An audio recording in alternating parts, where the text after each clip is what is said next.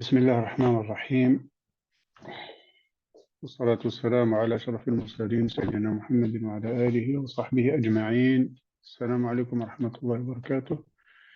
On continue, Inch'Allah, avec les piliers de la foi.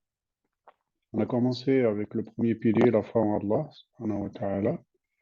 Aujourd'hui, on continue avec le second pilier de la foi, c'est la foi aux anges.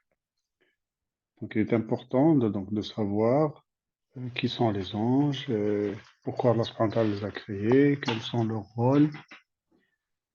Donc, bien sûr, la foi aux anges est une croyance nécessaire, nécessaire dans le fondement de la religion. C'est un des piliers de la foi. Celui qui ne croit pas à l'existence des anges, donc, n'a pas de croyance. Parce que la foi repose, elle est basée sur ça quand même, sur ces croyances-là, même si on ne les voit pas, mais on doit croire en l'absent, on croit à cette métaphysique. Allah subhanahu wa ta'ala a dit dans le Coran, sur le Baqarah, ceux qui croient en l'absent, les croyants, donc parmi les critères de foi, c'est de croire en l'absent, quelque chose qu'on ne voit pas, on ne touche pas avec ses mains, on ne peut pas embrasser avec nos sens, mais qui existe, et donc on doit y croire. Parce qu'Allah subhanahu wa ta'ala nous l'a dit, Allah subhanahu wa ta'ala nous l'a dit, le prophète sallallahu alayhi wa sallam nous l'a dit. Donc les anges donc, font partie de la création d'Allah subhanahu wa ta'ala. Ils existent, ils ont toujours existé. Allah subhanahu wa ta'ala les a créés avant même de créer l'être humain. Avant de créer l'être humain, Allah subhanahu wa ta'ala a créé les anges. Bien sûr, leurs caractéristiques, donc comme on connaît ces caractéristiques, c'est bien sûr en scrutant les versets du Coran et la sunna, c'est-à-dire la parole du prophète sallallahu alayhi wa sallam. Donc ils sont des créations d'Allah, donc des serviteurs. Ce ne sont ni des fils, ni des filles. Ils ne sont pas les fils d'Allah, ni les filles d'Allah, subhanahu wa ta'ala. Comme il a pu être cru avant, à l'époque du prophète sallallahu alayhi wa sallam. Donc, certains croyaient que les anges sont les filles ou les fils d'Allah subhanahu wa ta'ala. Donc ça c'est faux, ce sont des serviteurs, une création. Ils ne lui désobéissent jamais. Donc ce sont des êtres qui ne désobéissent pas à Allah. Ils ont été créés, conditionnés pour qu'ils ne désobéissent jamais à Allah subhanahu wa ta'ala. Donc jamais ils ne pourront désobéir à Allah subhanahu wa ta'ala. Aucun ange ne désobéit à Allah. Ce ne sont pas des êtres qui ont des envies, des désirs comme les êtres humains. Pas du tout. Ou que Shaitan puisse leur faire du waswas ou les égarer, etc. Non, ils ne sont pas soumis à ça, ils sont protégés de ça. Ce sont des êtres qui adorent Allah subhanahu wa ta'ala et qui obéissent à Allah subhanahu wa ta'ala. Ils ne désobéissent jamais. Ils sont créés de lumière, tout comme les humains de terre et les djinns, c'est-à-dire les esprits, de feu. Donc, trois matières de création. Allah subhanahu wa ta'ala a créé les anges de lumière, il a créé les ondes de terre et les esprits, les djinns, de feu. Alors, bien sûr, Allah subhanahu wa ta'ala nous a décrit quelques formes de création des anges. Donc, où Allah subhanahu wa ta'ala dit que les anges ont deux, trois ou quatre ou plus des paires d'ailes. Donc, ils ont des ailes et même plus que ça. Ils ont des ailes et même plus que ça. Dans un hadith du prophète sallallahu alayhi wa sallam, dans le Bukhari, donc c'est un hadith sahih, un hadith authentique, où le prophète sallallahu alayhi wa sallam décrit que Jibril, l'ange Gabriel, possède 600 ailes ou plus que ça. Ils sont constamment en adoration d'Allah. C'est leur rôle, ils ont été créés pour ça, pour obéir à Allah, adorer Allah, et accomplir des missions qu'Allah subhanahu wa ta'ala leur donne. Ils n'ont, ils n'ont pas besoin de manger ou de boire, hein. Ni ils se reproduisent, ni ils se marient, ni quoi que ce soit. Ils sont constamment en adoration d'Allah et ont un besoin de l'invoquer comme nous de respirer. Ils invoquent Allah subhanahu wa ta'ala. Ils ne mourront que le jour du jugement dernier. Donc voilà, ils n'ont pas une vie où ils vont mourir comme les êtres humains ou les djinns ou les esprits. C'est leur vie depuis qu'Allah subhanahu wa ta'ala les a créés jusqu'au jour dernier. C'est là qu'Allah subhanahu wa ta'ala fera mourir toute âme, fera mourir tout être. Rien ne restera en vie sauf Allah subhanahu wa ta'ala le jour dernier. Donc les anges, à ce moment-là, Allah subhanahu wa ta'ala donc, a décrété qu'ils vont aussi mourir ce jour-là. Puis ressusciter comme tous les êtres qu'Allah subhanahu wa ta'ala a créés, les djinns, les humains et les anges aussi. Donc ils ne consomment pas, ils ne consomment pas de nourriture, ne dorment pas, ne se reproduisent pas. Comme j'ai dit, ils ont la capacité de prendre plusieurs formes et tailles et d'apparence aussi. Ils peuvent avoir une apparence humaine.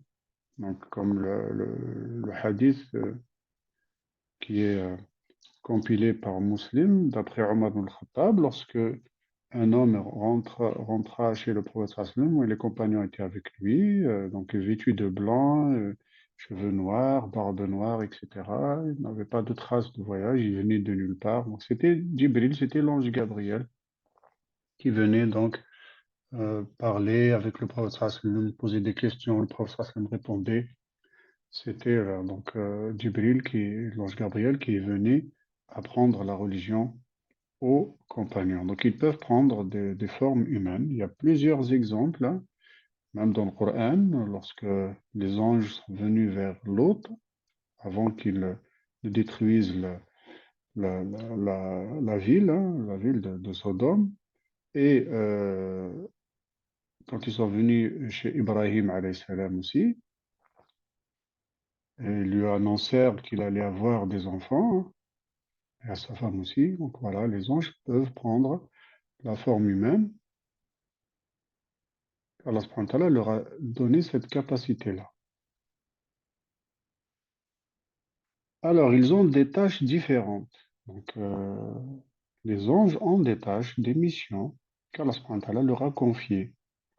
L'ange Gabriel, Jibril, alayhi salam, il est chargé de la révélation d'Allah à ses messagers. C'est lui qui est chargé d'aller vers les messagers, les prophètes, leur rapporter la révélation. C'est lui l'intermédiaire entre Allah et les messagers, les prophètes. L'ange Michael, hein, qui est chargé de nourrir la création par les nuages, les pluies, les vents, etc. C'est lui qui est chargé de la pluie et des nuages, c'est l'ange Michael. L'ange Radouane, qui est gardien du paradis. L'ange Malik, hein, qui est gardien de l'enfer. L'ange Israfil, hein, qui est chargé de souffler dans la trompe le jour du jugement dernier. C'est lui qui va souffler dans la trompe, hein, 2 fois, hein, pour que tous les êtres meurent, et la deuxième fois pour que tous les êtres se réveillent.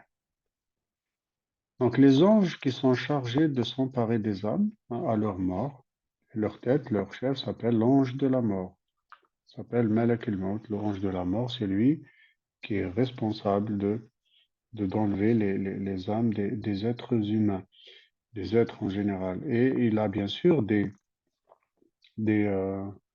d'autres anges avec lui qui préparent, qui travaillent, qui préparent on va dire le terrain pour qu'ils viennent, ceux qui viennent vers le croyant, lui donnent la bonne nouvelle, ou qu'ils viennent vers le mécréant, l'infidèle, malheureusement, lui donneront la mauvaise nouvelle, etc., etc. Donc, c'est plusieurs, hein, qui s'occupent de l'être humain quand il arrive à la fin de sa vie. C'est pas que l'ange de la mort lui-même, il a euh, des, euh, des suppléants, on va dire, avec lui. Les anges protecteurs qui protègent les êtres humains, etc., hein. Il y a des anges chargés de souffler les âmes dans le corps des fœtus, hein, vers 4 mois de grossesse. Ils viennent, ces anges-là, un ange vient, il va souffler l'âme dans le corps de ce bébé. Des anges qui écrivent les actes des êtres humains, hein. Raqib, Atid, ce sont des anges à droite, l'autre à gauche, et qui écrivent tout ce que dit la personne, tout ce que fait la personne. Tout est écrit, tout est noté. Il y a les anges qui sont chargés de servir les croyants au paradis, etc., et qui les saluent, et les anges chargés de châtier les mécréants en enfer. Ils sont appelés Zabaniya, comme Allah subhanahu wa ta'ala les a appelés dans le Coran. Ils sont au nombre de 19 anges de Saqar. Et c'est les responsables, c'est les chefs, on va dire, de l'enfer. Donc voilà. Voilà à peu près les anges. Il y en a d'autres aussi, bien sûr, qu'on connaît ou qu'on ne connaît pas. Donc beaucoup, beaucoup d'anges. Ils sont plus nombreux que les êtres humains, ça c'est sûr et certain. Mm. C'est clair, puisqu'au moins deux s'occupent de prendre les paroles de l'humain et les actes. Donc ils sont au moins 2 fois plus, mais bien sûr, ils sont beaucoup plus que ça. Ça c'est clair. Ils sont beaucoup, beaucoup plus que ça. Il y a d'autres anges, hein, on n'en a pas, c'est pas écrit ici, mais il y a d'autres anges, ceux qui sont chargés de porter le trône d'Allah subhanahu wa ta'ala. Ils sont 8, hein, ceux qui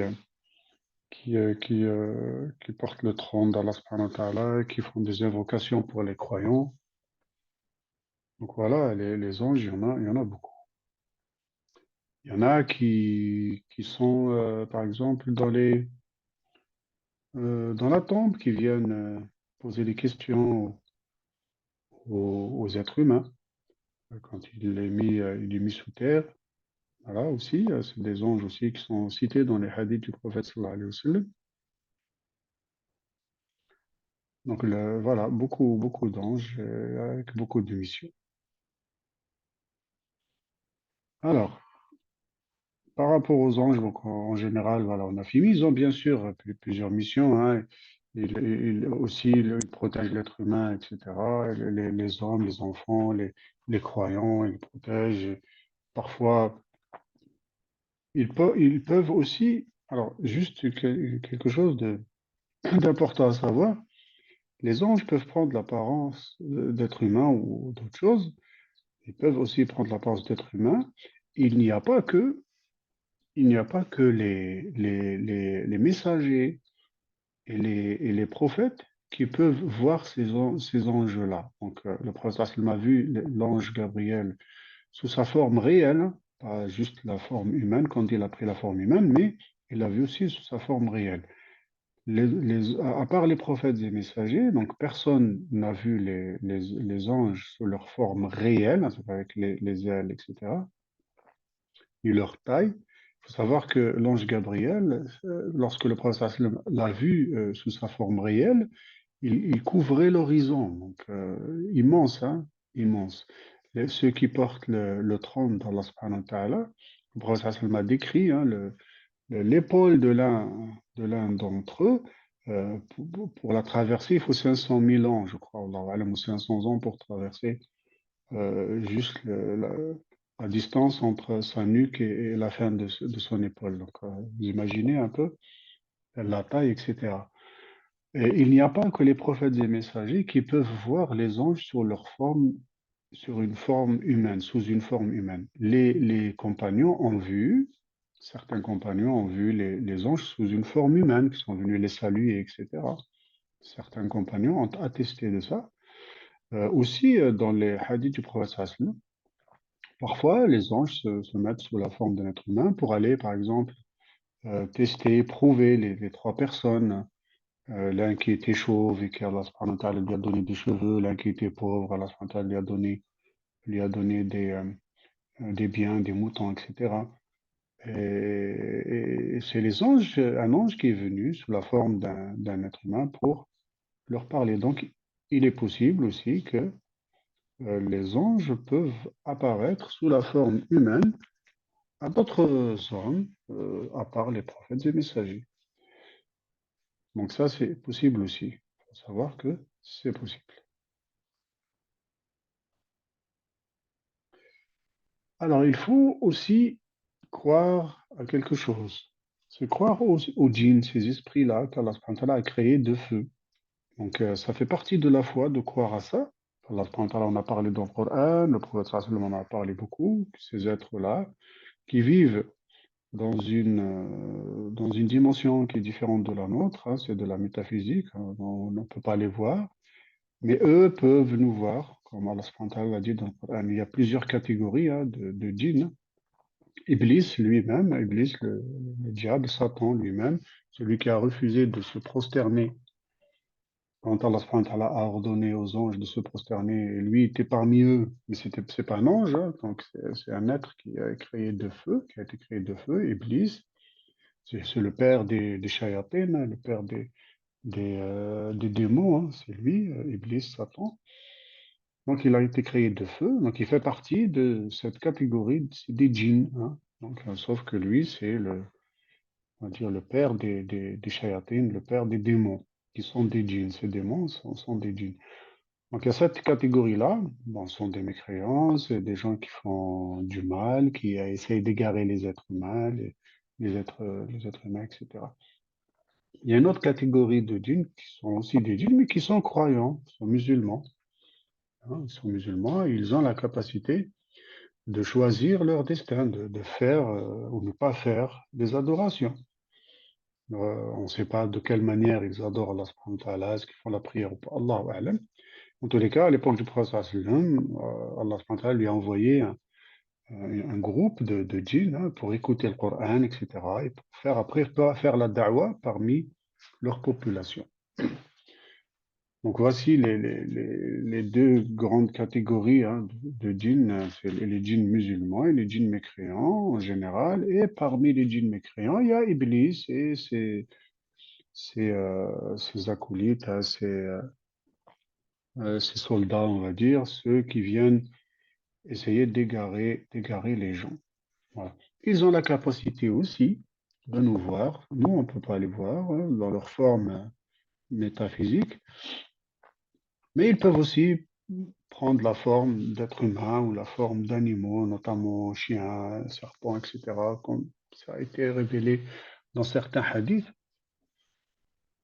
Bien sûr, ceux qui essayent de nuire aux êtres humains, c'est shayatin, hein, c'est les djinns mécréants, pas les djinns musulmans. Les djinns musulmans ne font pas de tort ou de mal aux êtres humains. Il faut savoir aussi qu'ils sont faibles devant le nom d'Allah subhanahu wa ta'ala, devant le Coran, devant le dhikr en général, donc ils sont très faibles. Il ne faut pas croire qu'ils ont qu'ils peuvent comme ça avoir la suprématie sur un croyant. Un croyant, il suffit qu'il fasse le dhikr, qu'il dise Allahu Akbar, qu'il fasse l'adhan, qu'il dise le dhikr, qu'il lise le Coran et ça sauve tout de suite. Donc ils ne peuvent pas supporter de rester en présence de Coran ou en présence de dhikr ou de nom d'Allah subhanahu wa ta'ala devant quelqu'un qui fait la prière, etc. Donc ça, il ne faut pas croire que voilà, ils ont effectivement des capacités que l'homme n'a pas, hein, comme à l'époque de Suleyman, Allah subhanahu wa ta'ala a fait en sorte que parmi les soldats du roi prophète Salomon, Suleyman, il y avait des esprits, il y avait des djinns, il y en avait beaucoup, qui construisaient des châteaux, qui construisaient des trucs qui étaient parmi ces soldats. Il faisait beaucoup, beaucoup de choses et il pouvait ramener hein, le trône de Belkis, hein, du Yémen jusqu'à Jérusalem en un clin d'œil. Donc, vous imaginez, certains ont cette capacité-là. Il y en a qui volent, il y en a voilà, qui vivent dans les mers. Ils vivent en général dans des endroits un peu malpropres, hein, comme les égouts, etc. Les endroits un peu malpropres, ou les déchetteries et tout, les endroits isolés. Donc voilà.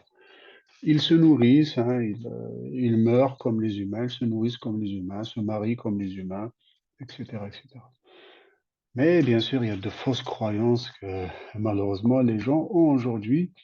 Ils croient à des choses un peu irréelles, hein, que le fait qu'un djinn puisse épouser un être humain ou où une djinn femme peut épouser un homme humain. Ça, c'est complètement faux. C'est de la, voilà. C'est des choses complètement fausses. Ça n'existe pas, ce genre de choses. Chacun vit dans son monde. Les shayatines, les djinns essayent de nuire aux humains en les égarant, en leur faisant le waswas, etc., etc. Les djinns musulmans n'ont rien à voir avec les êtres humains, ils ne leur font pas de tort ni quoi que ce soit. Pour s'en protéger des shayatines, c'est shayatin, celui qui fait le waswas, c'est un djinn, hein, il n'y a rien d'autre. Hein. Après, il y a d'autres croyances comme quoi les djinns vont habiter un être humain, etc. Bon, ça c'est de la schizophrénie, hein, c'est rien d'autre.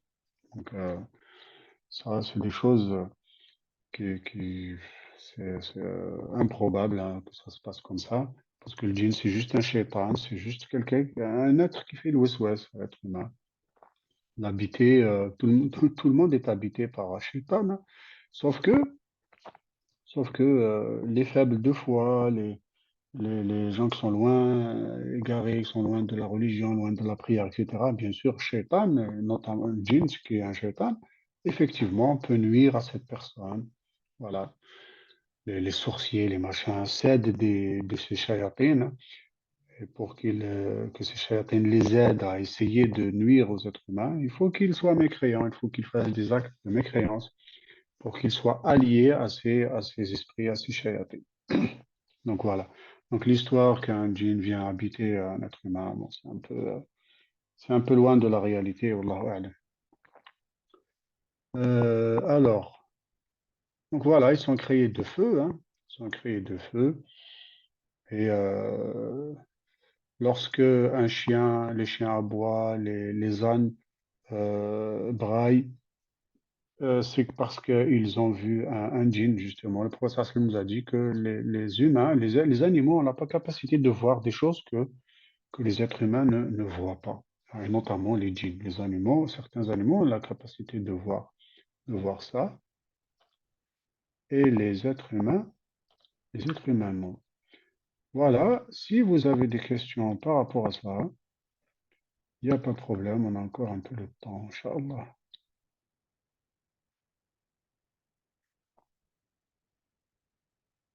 Pas de questions, c'est bon?